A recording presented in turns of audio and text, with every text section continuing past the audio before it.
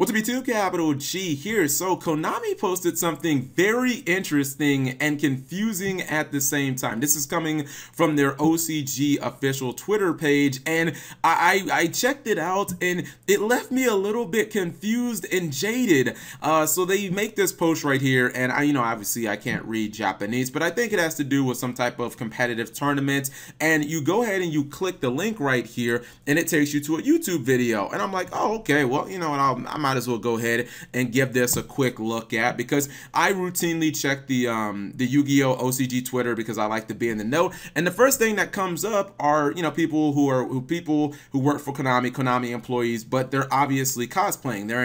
They're basically acting as the anime characters. And I was like, oh, it's just kind of a fun casual video. I looked at the length and it's like 23 minutes. I'm like, oh, they're just gonna play an anime deck duel or something like that. They'll just probably have a scripted match. I'm like, that's fine. You see right here, obviously you have Revolver, obviously you have Reggie from Arc V, but then I actually went to the duel and I was just so shocked. You go to the duel and it's Spiral versus Subterror, and they're playing like actual high tier competitive decks. Well, Subterror is not high tier competitive, to be completely honest. Right now TCG and OCG are both in tier 0 format, so really only Spiral is high tier competitive. He opens up with Drone and Machine Duplication, and the strangest thing actually happens in this duel. Spyrals get 2-0 rolled in this. He gets absolutely obliterated. And let me see if I can show you guys the part where the Subterror guy just completely goes off in duel 1.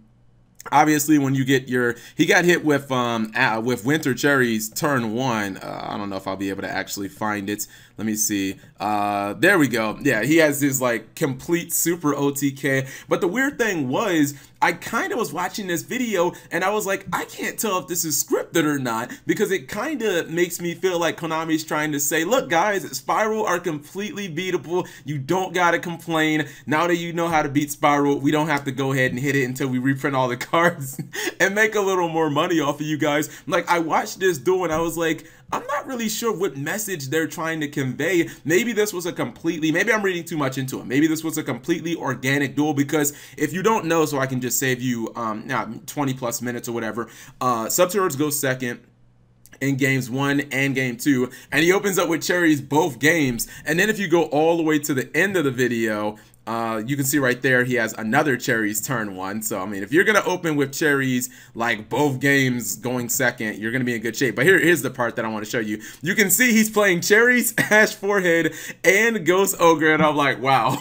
So I don't understand the message you're trying to convey. Are you trying to convey the message that Spiral is beatable? Or are you trying to, because at the same time, I feel like you're still sending the message that for Subterror to actually pull off this, this very unforeseeable 2-0, he had to basically play, the 15 hand traps in the meta just to contend with Spirals. So I feel like if you're trying to say that Spirals are beatable, you're shooting yourself in the foot, because it's look what it took for Subterror to get on the level of Spirals. You had to run, probably 3 3 Winter Cherries and 3 Ash Blossoms and 3 Ghost Ogres in the main deck, probably some backseas and all this shit. So it's yeah, you're really just playing hand traps featuring Subterrors at that point. But I watched this video and I just thought it was really strange, because I don't know, maybe I'm looking too far into this, but I really feel like this is Konami's little slight way to appease the fans, to say, guys, Spirals aren't even that bad. All you gotta do is play 15 hand traps and open with Winter Cherries and Ash Blossom every single game.